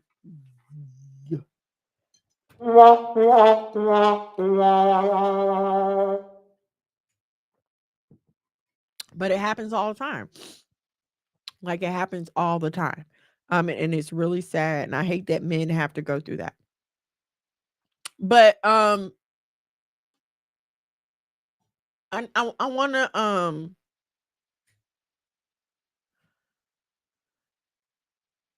I want y'all to understand something. Yes, we are emotional creatures. I'm not saying you're not gonna have feelings. I'm not saying you're gonna have emotions. I'm not saying that they're not gonna be strong emotions. Okay, strong emotions that will make you do all kind of things. Okay, I'm not saying that that's not real. I'm not saying that it doesn't really happen. I'm not saying that it doesn't affect you. Okay, one thing I used to hate about being preached at or lectured at, particularly at church, is just it always kind of felt cold. It was like, I'm just telling you not to do it, so don't do it. Or I'm just telling you this is what you should be doing. So I don't want to come at y'all like that. All right. I totally understand what you're going through. And also, please, and I keep telling y'all this, please don't think that just because somebody is married that they don't have feelings, that emotions go away, that sometimes I don't want to run away and hide. Like, don't think that. Don't think that I don't still get frustrated. Um, I know, when you're struggling to pay your bills, you feel like, ooh, when I get to a point in life where bills ain't an issue, then everything will be lovely. But let me assure you that there are another set of issues waiting for you when you get to that place. Okay. Life is never without issues, it's never without things that can trigger your emotions. All right. But the key to stability is not to give into those emotions, right? Like, if your mom wouldn't have gave into her emotions and just kept nagging and going off on your dad, maybe they still be together. If your dad could have kept it in his pants and maybe not gave in to his feelings, maybe him and your mom could still be there. You understand what I'm saying? Like, this is so much bigger than us. Hell, if Eve wouldn't have gave into her emotions and felt some kind of way. And here's what's crazy. The double speak in which the serpent tricked her. Oh, did he really say that you wouldn't know? Did he really say that you would die? Or did he really mean this? It's the same crap that they get us with today. It's the same double speak jargon. I'm trying to think of an example of one. I saw one and I was like, what the heck is this? Gosh, what did that thing say? I don't remember. But it's the same kind of just foolishness. And see, when you're emotional and you're making feelings based off of emotion, somebody can say something stupid to you like that and you'll fall for it, right? When you're making feelings based off your emotion and your man that made you mad for the day, and some bum come up to you talking about, oh, let me holler, and you like, oh, I got a man, and they hit you with something stupid like, oh, you can't have friends. You and your feelings like, well, I guess I can have a friends. He got friends. I don't know what he out doing. Then you know how we get, especially when we're mad at them, or especially if we think it's another female around, or we think we're being ignored. We tend to act out often with disastrous consequences. Okay. And a lot of y'all be doing that to the Most High too. Maybe that's why you don't have a man, because you don't know how to treat the Most High. So he knows that you wouldn't know how to treat a man. Because as soon as you pray for something and you don't get it that day, then all of a sudden you got plans for everything else. You pulling out the ski mask and calling up your homegirls trying to figure out when the next sex party going down, because you don't have everything that you want. Because, oh, I got to stunt on these hoes. Jealousy is an emotion. Jealousy is a very real driving emotion. Jealousy is, oh gosh, what is that? Something I read somewhere that said that equates jealousy to murder, or envy to murder, envy to murder, because it will lead to that. Oh gosh, I can't remember it. But that is a very real emotion that a lot of us need to deal with. Okay. I don't know why we like to be envious of each other instead of encouraging and letting that person inspire us. Now, I understand all my life I've been, oh, it's because, you have your gifts and the Most High has his hands on you and you have a calling in your life and people don't understand. So they're going to be jealous. Whatever. I believe that Judah in particular, we just like to bully people. We just like to bully people. I've lived in Germany and black people have bullied me. I've lived here in Atlanta and black people have bullied me. I've lived in New Jersey. I've lived in Las Vegas. Like, it's very hard to get along with black people. And I know you're probably like, oh, how are you going to say that? You're a black person. Listen, black people are not a monolith. All right, we're not a monolith. And as much as we like to holler that, when it comes to other races making stereotypes and generalizations about us, we forget to remind each other of that. Like, listen, just because this person looks like me or, we may have similar backgrounds, doesn't mean we have to necessarily like the same things all the time. It doesn't mean we have to necessarily agree on everything all the time. Okay? Some differences are really not worth offending each other over. Like, and I know this is a hot topic, um, but I saw a sister post something about how she said something like how you call yourself modest if you're walking out the house in a bonnet. And I was like, sis, like, and I said, I get what you're trying to say, um, but this is not worth offending a sister over. Yes, it is, because they need to understand. What soul are you winning with that attitude? What about your attitude do you think makes me want to say, ooh, I need to know the God you serve? What about that? Again, emotion, the feeling of I'm better than you, I'm more saved than you, I wear my fringes and my hair wraps. And don't listen, I don't want to get into black respectability and politics and stuff, because to the gutter with you, okay? To the gutter, right? And if it wasn't for the fact that y'all so freaking judgmental and me and my husband is business owners, and so people's opinions do affect my livelihood, I would go out here with a bonnet on too, because I don't care. I really don't care. And the fact that y'all care so much about something as superficial as a head covering, when you're talking about a group of women who have to go above and beyond to keep their hair presentable for this society that we live in, continues to scream anti-black to me, and it will always scream anti-black. And regardless, I stand on the fact that it's not worth offending a sister over. But again, y'all don't care about that. And I really, really, no, I don't have to think. I know people have said black women in church are the worst. Church women are the worst. A black woman who thinks she got it all together is the worst. Let me tell you, from working in the medical field, I hate to see a black woman coming. Y'all have, it's like the difficulty you wear it as a crown. Like, oh, I'm here to make everyone's day a living hell. Please accommodate me. I know I'm not supposed to be saying this. I'm black. How can you say that? Because telling the truth about myself means telling the truth about my people. Okay. And when I tell y'all that we don't know how to treat each other, it is sad and it is a shame. We cannot get over our own feelings of inadequacy. And yes, it's inadequacy. Anytime you feel the need to put someone down to make yourself feel better, it is inadequacy. I don't care if you are a working professional degree PhD and I'm standing behind you in line at Kroger. You don't know what I'm going through behind closed doors, and you may be the only example of light or hope or godliness that I see today. But because I have a bonnet on my head, or because I may not smell as good as you do, because my clothes may be a little dirty, my shoes may be a little torn, you have looked me up and down because this world has placed you on a pedestal and you have decided that I am not good enough for you.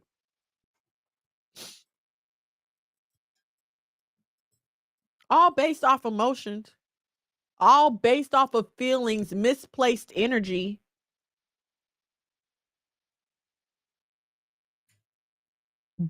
I don't I was talking to one of the moms at boxing training the other day, and she was telling me that she wanted to go back to school to be a nurse or a doctor. And I was saying, like, she was saying, you know, she wanted to be a voice for Black women in medicine. And I was saying, I said, well, I hope you do that. And I hope you stick to that. I said, because a lot of Black people go in saying that they want to be a voice for Black people, but then they go in and become indoctrinated, and it is no longer their concern to be a voice for Black people anymore.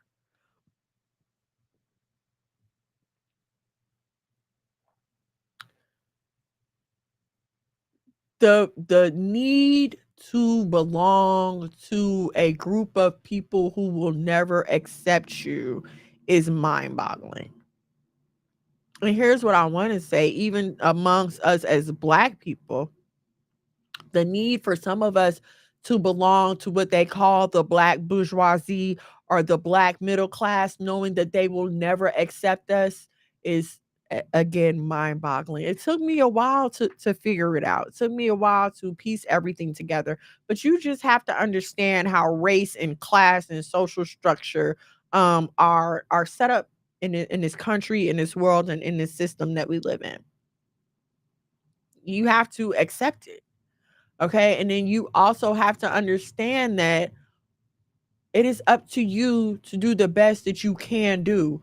But if you are constantly caught up in your feelings, you're never going to get out of your own way to what do I want to say? Like, create the atmosphere for you to get those things done. Logic rules the world, not emotions. 1 + 1 is 2. That's logical. My emotions say I need $5. So I need you to take this $1 and this $1 and pretend I gave you 5 because I'm hungry. That's what my emotions say. My emotions say, well, I want a 2024 Audi Quattro. And because I want it, then I should be able to go and get it. My emotions will mislead me down that broad, wide path to destruction. That is where your emotions will lead you. Okay. But if you sit back and you think logically, if you sit back and you apply, and I don't want to call it common sense because that can come off a little insulting. But just logic. Okay. Let's just call it logic, because you know, nobody expects you to know everything on your own. This is why the Bible talks about gaining wisdom, chasing wisdom, running wisdom down, going after wisdom. Okay, this is a thing that you have to acquire. It doesn't just fall in your lap. You have to seek these things. I mean, when you're young, it falls in your lap because people are telling you stuff all the time. Your parents hopefully are advising you the right way. You got relatives and cousins advising you the right way. Okay, but we're a little older now. A lot of us are adulting, and the wisdom has to be more sought out when you're adulting. Okay. And then not only the wisdom, but the discipline behind it. So the discipline to recognize the logic and then apply that logic to your life, your relationship, your finances. Okay. And this is why I'm always telling you guys to be so very careful about who and what you are letting into your life. Okay. For those of y'all that are courting, dating, and looking to make a choice, I'm just going to say, as an emotional lady, I could not imagine the hell that I would be living in if my husband was an emotionally driven person as well. Like, we would get nothing done. We would always be arguing. We would never get anything done. Nothing would ever be established because my feelings change. I have had to work on my consistency as I've gotten older, because I'm one of them people that I'll be excited about something on Monday, but by Thursday it done started getting on my nerves and I've moved on to the next thing. So I've had to challenge myself when it comes to my consistency, okay? But I feel like this is something that men should just already have. Like, a man should know to get up every day and work. My 8-year-old, when there's a dog in the living room, he knows, okay, it's my job to get up and walk the dog in the morning. We don't have to tell him. He know when he get up, you walk the dog in the morning, right? He don't come. I don't feel like it. I don't. This hurts. That hurt. Eh, All right, it's my job to get up and walk the dog. The boys know we get up and go check the chickens. They know this is their job. They know it has to get done, so they do it, right? I can't imagine trying to make something work with a man that was always up in his feelings, because the world is harsh. The world is harsh. Why you think I'm at home? People are mean out there, okay? So could you imagine, as much as you go through, imagine the emotions that you go through in your day as a woman. You wake up, you could be in a good mood or a bad mood. Something you see something on your phone, good mood, bad mood. So, you know what I'm saying? There's so many emotions. I know you've seen the memes where the woman's emotions, happy, sad, crying, excited, depressed. We go through so many emotions in a day. Could you imagine if, when you came home from work and you asked your husband, so honey, how was your day? And he sat down and started unloading all this crap on you, you'd be like, well, damn, what is going on with you? And I know what y'all about to say. Men have feelings. Yes, men have feelings, but they are not to be emotionally driven creatures. Your man should not be coming home to you every day complaining about how the people at his job get on his nerves and he's so tired of this and he's so tired of that. I'm sorry, he shouldn't. I know. I'm not saying men don't have feelings. I am not saying that he can't talk to you and be like, I can't stand these people at this job, da da da da da. But he coming to you every day whining about that crap. No, sir, you're a man. You're supposed to get up and work. Get up, put on your boots and go to work. If you don't like that job, we'll find you another one. But all this crying and stuff that you're doing, it's not going to work. Y'all need to peep this before you say I do or before you lay down. However, your commitment to marriage looks to you. Before you make that commitment, peep his work ethic. Do you have to tell him to go to work every day? Does he complain about going to work every day? I can't. I couldn't live with a man that was complaining about going to work every day. I couldn't live with it. I don't want to hear that. That is your job. Get up and go do it. I can't. I can't. When he messes up, does he own it, or is there 50 million excuses and he running out the house so he don't have to face it? These are the things that you look for. Am I saying he gonna be perfect? No, absolutely not. I can tell y'all right now, when it comes to emotional conversations, and I had to tell one of my daughters this. A matter of fact, I was telling my bonus daughter, you have to trick him into these conversations. And this is where y'all mess up, ladies. My husband said I should do a marriage class, and I might do that. But I feel like, no, I'm gonna tell y'all, this is where a lot of y'all mess up. As soon as you send that I need to talk to you text, or you call him or you greet him, we need to talk. No matter how you say it. Honey, we need to talk. Sweetie, we need to talk. Bruh, we need to talk. No matter what you say, something about them 4 words. We need to talk. Antennas is up, defenses is up, and now you got to fight a whole army just to get your point heard. No, what you have to do is, sir, that is not what I was about to say. What you have to do is trick him into the conversation. And what do I mean by trick him into the conversation? In your relaxed time, in your chill time, work your issue into the conversation. At the end of the day, me and my husband, we like to chill, watch TV, we laugh, we eat, kiki, ha ha ha. That's our reconnect time. If there's something that bothered me during the day that I didn't get a chance to speak about, I'll bring it up in the middle of a laugh. Like we joke and roast on each other. So I'll bring it up then. Like, yeah, that's why you keep leaving your clothes in the middle of the bathroom floor, something like that. And now it's like, oh shoot, ha ha ha ha. But I know I'm gonna get up the next day and my husband would have been picked them clothes up off the floor because he listened to me and he heard me.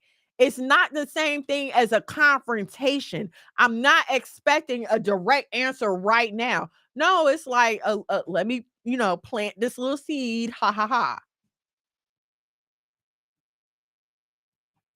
Logic over emotions, because my emotions say, yell at him and tell him to come get these clothes off the bathroom floor. I'm not your maid, and da da da da da. The M and SHAM stand for mom, not maid. You know what I'm saying? I got all the snaps in the, and I could have gave him all this, but all that would have done was ended up in an argument in my home.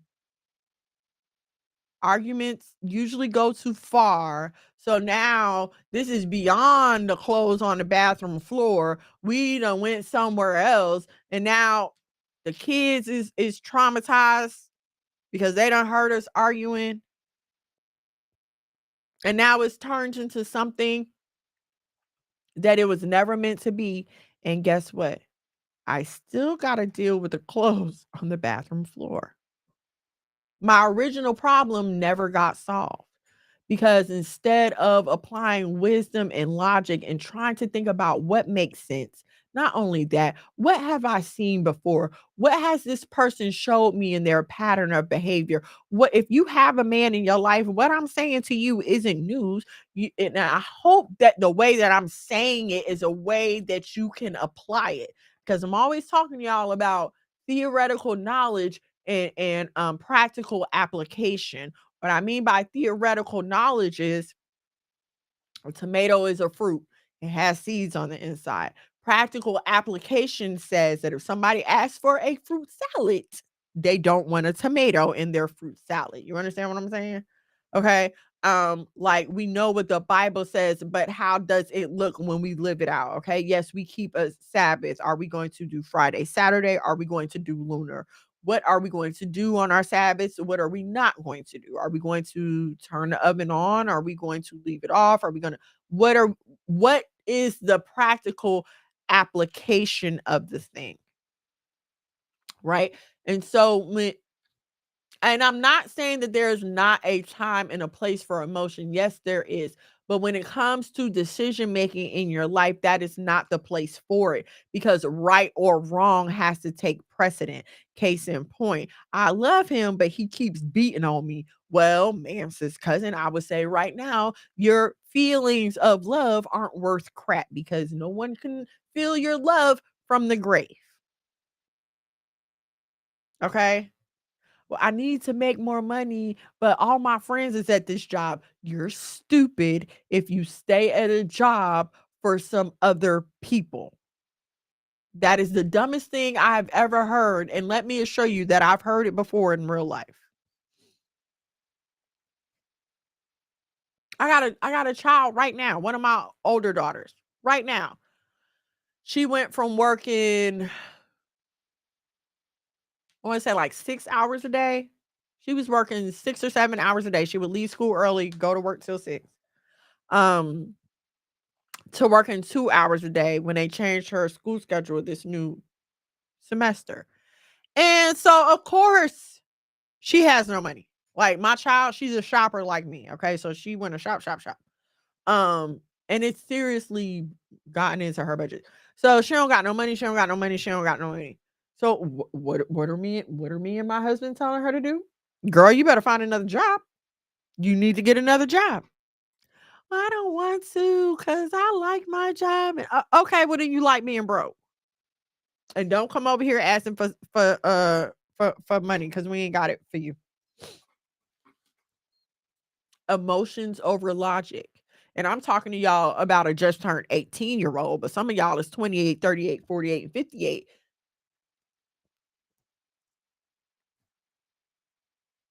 Who was that? Tyrese's wife said that her friends was in her ear and caused her to get a divorce. Are you freaking kidding me? And here's another emotion versus logic issue. I don't care how good of an actor or a comedian or singer or rapper or whatever somebody is, if they don't have a healthy, stable marriage to show you, why are y'all listening to these people and taking their advice? I found an old clip of who was that? Tony Rock. And he said Steve Harvey has been married 3 times. How did he become the marriage guru? And now I'm not going to argue. Now I will say this. I'm not going to argue with that point because I too have been married 3 times. And it's something to say. It's something to be said for learning and experience. Okay. They've been married long enough. So I'm not even going to say y'all shouldn't be listening to Steve Harvey. I'm not going to say that. They've been married for a good while now. Okay. But I'm trying to think who else. First of all, I think I saw Sukiyana trying to get married. But and I know I'm not supposed to say this, but a lot of y'all mess up because you listen to other women who don't have a man tell you about a man. That's where a lot of y'all mess up. That's where a lot of you mess up. And I feel like a lot of the brothers mess up because you listen to these men who low key don't like women, are angry at women. And if you had an opportunity to learn the truth, you would see that they actually hate women. It's not hard to tell. It's not hard to tell how somebody feel about the opposite sex. Listen to how they talk about them. All these niggas this, all these niggas that, and da da da da da, and they get on my nerves, and they ain't good for nothing. And I just rather be around my homegirls anyway. Ma'am, no, I did not come to a fish fry. I came to a barbecue. It's time for me to go. Listen to what they saying. Even when it comes to the opposite sex, ma'am, sis, cousin, a lot of these men secretly don't like y'all. They may not like you personally. They may not like black women in general, but for whatever reason, they don't like you. And everyone else around it can see it in their behavior and the little inflections and the way that they talk to you. But you so caught up in, oh, I just want to be in a relationship and da da da da. We have gotten swept away with the whole I can manifest what I want. I can make.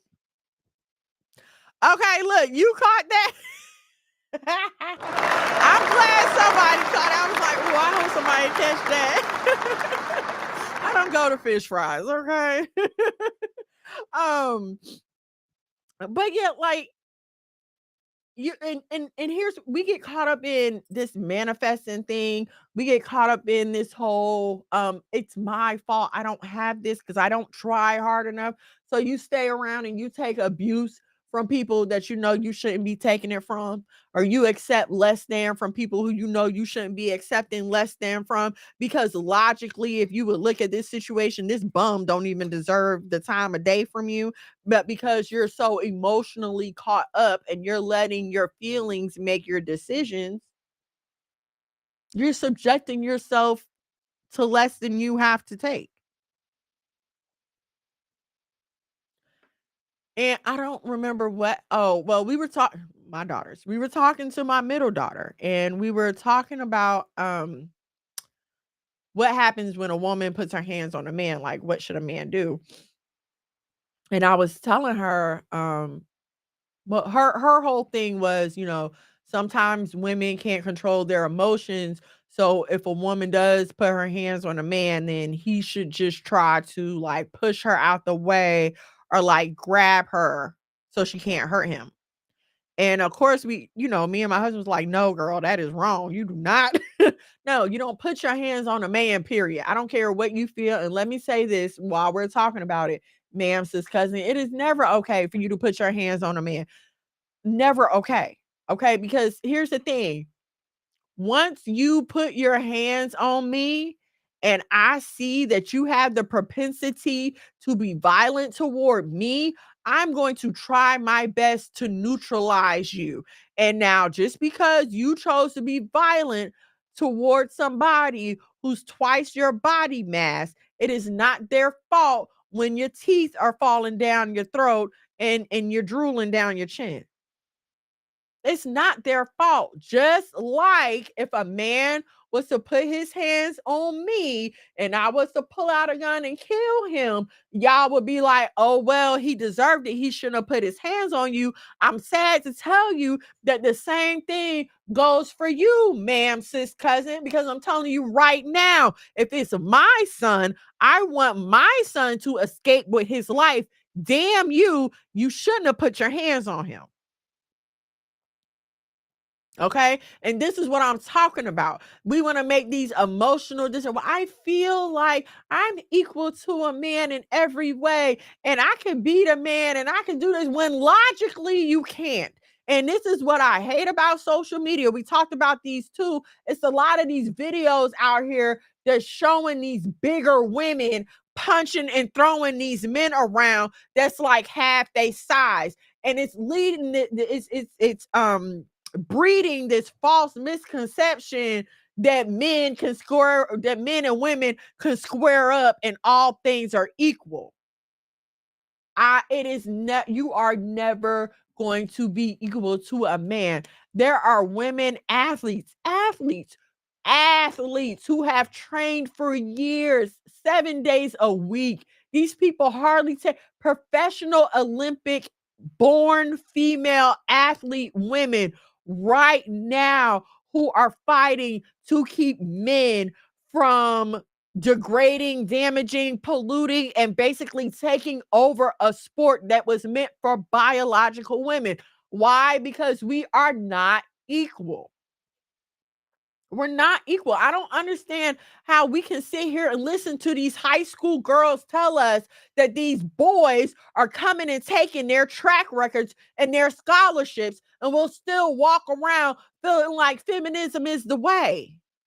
And what's so funny is it'll be your daughters that'll have this issue with feminism, the system, and the lies that we've been told to about men and women. And you will still go out here and perpetuate that lie in the area that it affects your life because of how you feel instead of looking at things logically. And the fact of the matter is, if we would never fall off to sin in the first place, none of this would have been happening. But you allowed the L and the G, then you allowed the B and the T, and now you got to allow the AIQ plus and the question mark and everything else. If you let the devil ride, eventually he's going to drive. Ain't no one. He's going to drive. Because if I allow your sin, if your sin is allowed, why isn't my sin allowed?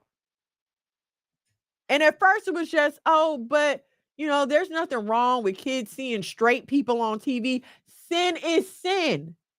If it's heterosexual fornication, or well, homosexual sex is fornication, period. But it's sin. Period.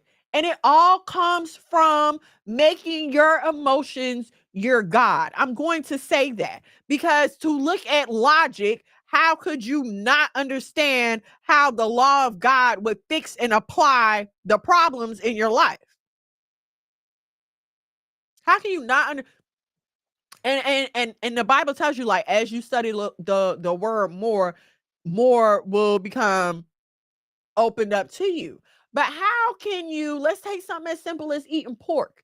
How can you logically look at the Most High said we're not supposed to eat pork, okay? And then you even go to the medical science. Yes, pork is full of sodium. Pigs are the dirtiest animals. It is the pig's job on a farm to clean up the waste. Black people have a genetic predisposition to high blood pressure, high cholesterol. Why? Because the food they fed us during slavery. What were they feeding us during slavery? Pork. But you will still pull up a sausage right now today. It does not make any sense to me.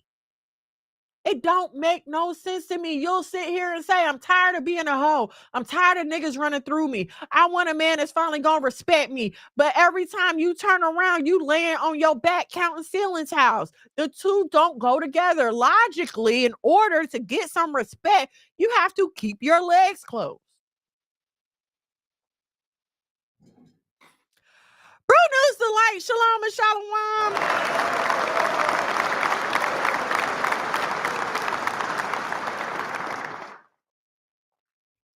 And let me say this to my single sisters out here.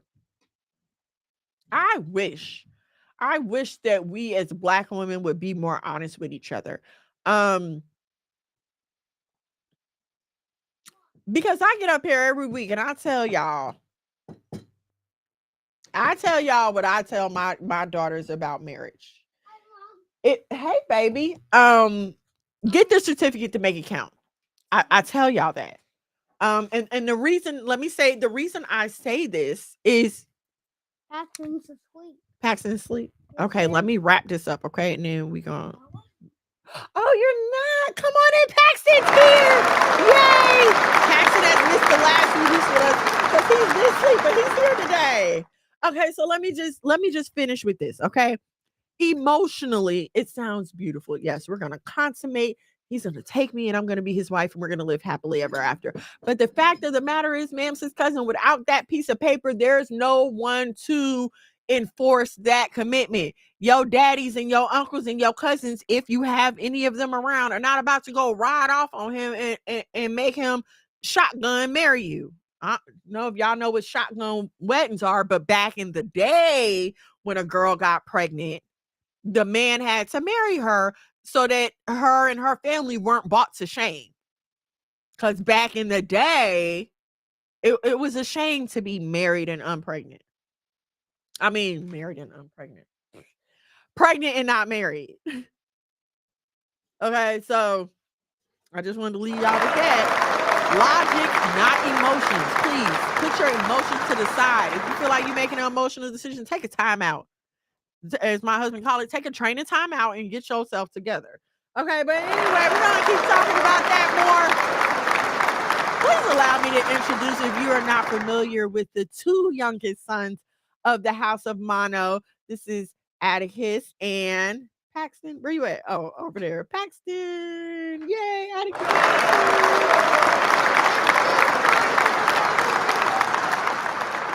Do Paxton have his watch on? No, he's not even showing his watch. Get the Spider-Man watching the whole. Oh, I gotta show y'all. You want to talk to the people about your hoodie? Hold on, because I get it. Hold on. We gotta pull it up so they can see it.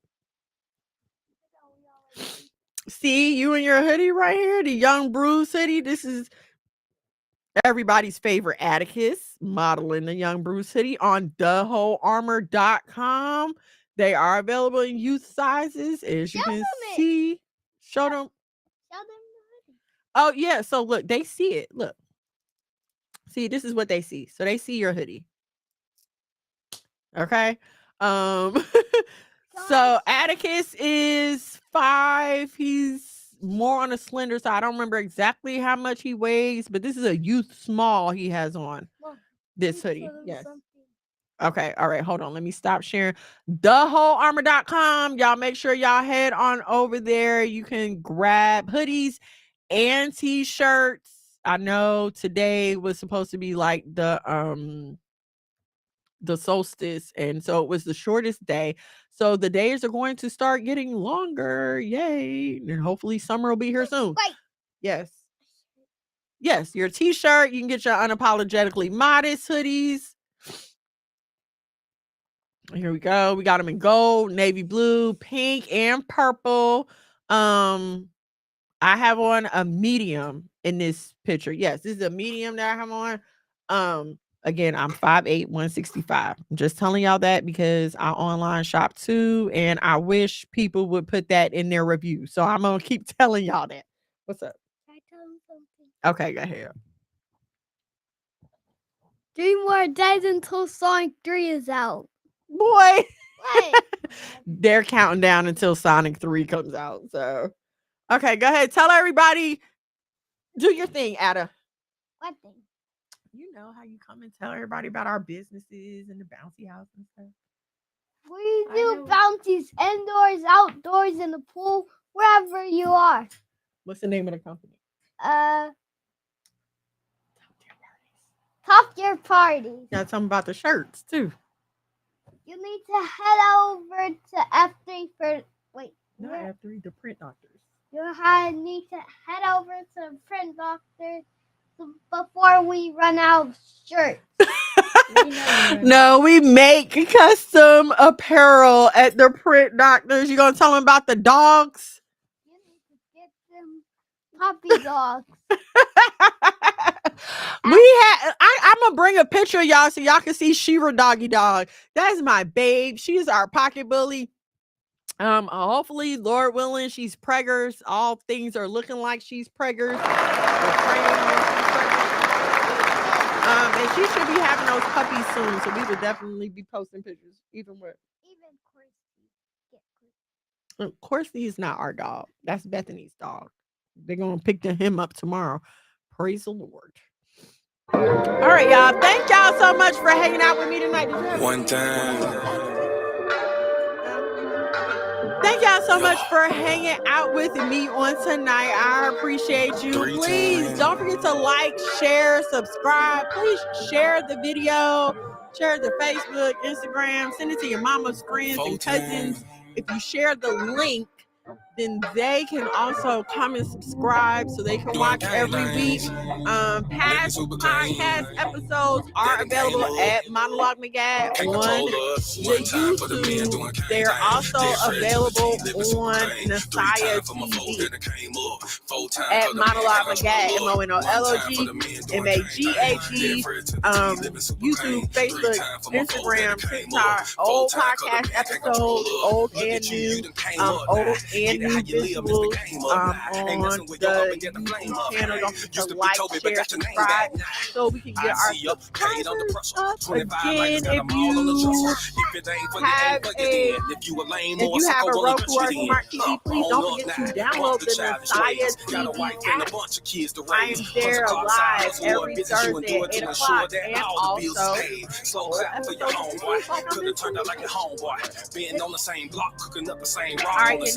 Alright, but no, you had vision, you had goal. Alright, y'all, I love you. Thank you so much for hanging out with me tonight. If there's something I said that helped you, and I hope I did, whether you're watching live or on the replay, I hope something I said was helpful. But if it was, you feel like giving, you can go to thewholearmor.com, buy a hoodie, buy a Young Bruce t-shirt, or you can head over to the Cash App, $, the House of Mono. $,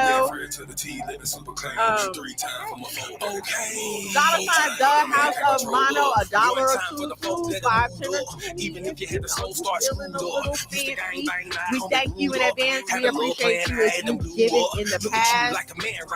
We love y'all so much. You know what? I think I might come on Monday. I know Monday is the 25th and it's that day. I don't know if y'all gonna be sitting around bored or whatever. So I might come on Monday and kick it with y'all for a little bit. Slow clap for your kinfolk. Could have been asking what your info. Prosecutor all right, thank y'all for hanging out with me. I love you so much. See you But anytime. no, you had purpose, Shalom you and had plans. I ain't shalom. doing nothing, I'ma say these bands.